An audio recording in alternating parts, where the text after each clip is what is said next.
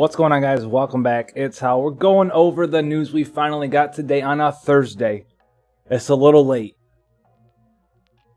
Can we not do that anymore? All right. We're going in. We have the FFBE Hero Summon, FFBE Heroes Coin Summon, 2nd Anniversary Short Stories, which is awesome, and then the Join the Grand Shout Knights event. So let's go into the FFBE Hero Summon here. It's a type banner, basically. Two different units, 3 different banners. Alright, it's going to be consisting of all CG characters, which is pretty cool if you haven't gotten your hands on some of the CG characters that you want to get your hands on. It's going to be one of your last chances to have them on a banner for a while. So let's go over it right here. Every 10+1 pull you do on this or any of these 3 banners, you will get a hero coin, and you'll be able to use 5 hero coins basically on the hero banner. So Hero Summon 1, you're going to have CG Fina, CG Laswell, Chizuru, and Erwin, the Hiromonto. So Ice Katana, Chizuru for Katana Mastery, Pyroglacial Laswell, and CG Fina, whatever her name is. I forget. Summer Cherry Blossom Fina, I don't even know. Anyway, but that's a pretty good one.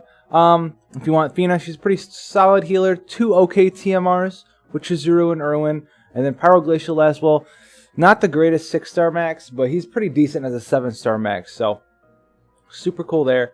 Then we have CG Sakura, CG Jake, Timothy, and Vanille as this banner. This is probably the weakest banner in my opinion. Just because for longevity, Jake's pretty cool as an LB finisher if you have like a bunch of true double hand gear, but like he doesn't blow anyone out of the water really. There's a lot of units that you can use for something like that in the 7-star meta. Blossom Sage Sakura's really strong. Okay, she's an insanely good 7-star mage. For a long time, but she won't get awakened to 7-star right away, so keep that in mind. We're going to get the 7-star awakenings in batches, and if I recall correctly, she was one of the later ones to get awakened, maybe like 2-3 months or so after 7-star started getting released. Vanille TMR is okay. Pretty troll arena unit, just max out our LB and cast death on people. Timothy's a very solid breaker at the start of the game if you just started playing, but if you've just started playing, you're going to want to be pulling for this one right here. So yes, if you've noticed and paid attention, the 3rd banner, starting Tuesday, July 10th, and goes away on Friday, July 13th. Yes, we have CG Nicole and CG Lid on the same banner. So if you're trying to get your Lid or your Nicole still, didn't really do it, or maybe you didn't pull because you didn't think they were worth it, but now you want to go back and get them. Or maybe you want a chance at maybe like a duplicate of either of them to make them 7-starable when they get their 7-star forms. It's a nice banner there for you as well. And then on top of that, you get Jack, who seems kind of meh, but his TMR is Ignorance, which is absolutely insane for both Nicole and Lid, because Jack's Ignorance TMR gives you 2 LB crystals per turn, and Lid and Nicole both have excellent limit burst. So Jack's a fantastic 3-star unit to pull there. And then Riku, if you're a newer player, not only do you have a shot at a very strong 5-star in the form of Nicole or Lid, but you'll get Riku as well if you're a newer player, and she will be an excellent support for your party. If you don't end up getting them, or even if you do end up getting them, you can use all 3 of them. Riku, very, very strong in combination with Lid. Now, if you get Nicole, you'll probably leave Riku alone. But hey, what can I say? But Jack's there too, so that's pretty cool there. And then you get the coins for every 10+1 pull you do. So the coin summon, basically what happens is it's a banner that you can use 5 coins on, and you get a random CG unit. You don't get to pick. I wish it was you could pick, but you can't. You get a random CG unit. So I wouldn't pull on the banner if your main focus is to get 5 coins, because the payoff of getting 5 coins, like, it's pretty cool. Like Sakura, Lid, Fina, and Nicole are all really strong. If you're just trying to get random CG units, then sure. But if you're trying to chase a specific unit, the 5 coins shouldn't really be a big enough incentive for you to pull on its own. Now, if you're trying to get, CG Lid or CG Nicole or something like that, by pulling on their banner a little bit, it's kind of like a small bonus in addition to pulling for them. And sure, that's fine. You'll get like a random CG unit after that. But the coin should not be the goal. The coin should be a small bonus for you pulling on it, which is what it is. So that's what I'm saying. Don't pull just because you get the coins. All right, pull because you want to pull, and then get the coins as an extra thing. All right, now we get, this is really cool, 2nd anniversary short stories. This is awesome. So let's go in here. This is going to be a new thing that comes out tomorrow, and it lasts forever. Okay, this is going to be like the Rain Lastwell Fina trial story thing that you can do.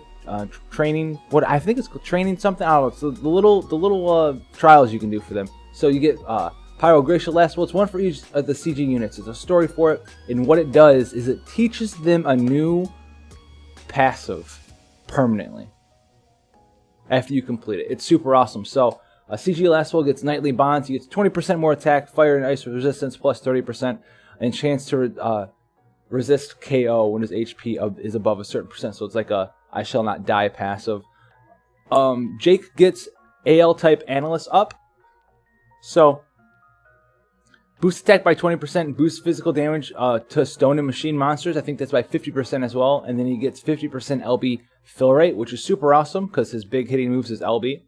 And then Lid gets AJ type camouflage oil. Decreased chance of being targeted. I think it's 50% camouflage. Add chance of restoring HP for all allies when receiving a physical attack, as well as filling the LB gauge.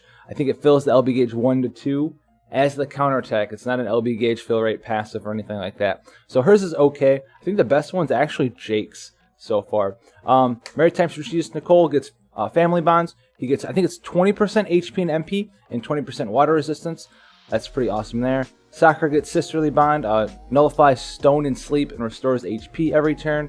And then Lotus Mage Fina gets Entrusted Memories, 30% Earth and Dark resistance increase, and 5% MP refresh. So remember, these are going to be permanent modes, permanent battles that you can do, okay? And the abilities that you unlock for each of these things that we just went over are permanent new passive abilities for these specific units.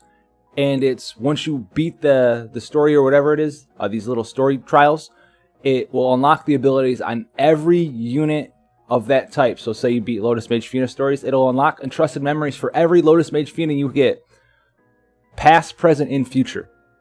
Super cool. I like it a lot. I want to see more stuff like this. Pretty awesome. You can do the fights, because past, present, and future, even if you don't have the unit right now, you can do the fights without it, and when you pull one, they'll come pre-existing with that, or that with that ability and passive pre-existing on the unit. So that's awesome there. That's pretty sweet. I want to see more stuff like that. And then we have Join the Grand Shelt Knights King Mog event, I do believe, this weekend as well. Campaign period, claim period. So rare summon ticket. We're getting some training Bokens. More training Bokens. Not swords, just Bokens, I guess. Lapis 500. Training Boken 5,000. All right. And we get guaranteed 4-star tickets. Knight's Hope and Mage's Hope. I think Knight's Hope is a attack defense plus 10%. Mage's Hope is magic spirit plus 10%. I could be wrong on that. Gear Robe is an exclusive equipment you can get. It looks pretty cool. 20 magic, 42 spirit. Not actually shabby on the spirit there. And then fire, ice, lightning, water, wind, earth, light, and dark. So I think all of them. Resistance plus 10%. Pretty strong. It's like a very, very, very, very, very easy access rainbow robe, but much weaker obviously because it's 10%. So like 40% or whatever rainbow robe is. The Gaia Ocarina, magic plus 12, spirit plus 42, MP plus 10%. And then enables attack song. Attack song is, I think it's plus 40% attack. So maybe something that you'll use every once in a while in King Mog events. Something like that. Like this one. Like this King Mog event, possibly. Alright. And then you can get 4 guaranteed tickets, all that fun stuff. All the usual King Mog stuff's in there. Golden Bomb, Lucky Rabbits. That does not look like a rabbit, though, for King Mog enemies. And then here's the big one, guys. Character bonuses. Here's all the King Mog bonus units. So all of the CG units get plus 100% King Mog. Then Chizuru, Vanille, Riku are plus 75%. And then Ignorance, Jack, not Ignorance, Jack, Timothy, and Erwin are 50%. So all pre-existing units. This should be an extremely easy King Mog event for you guys to farm out. I probably won't be doing it right away.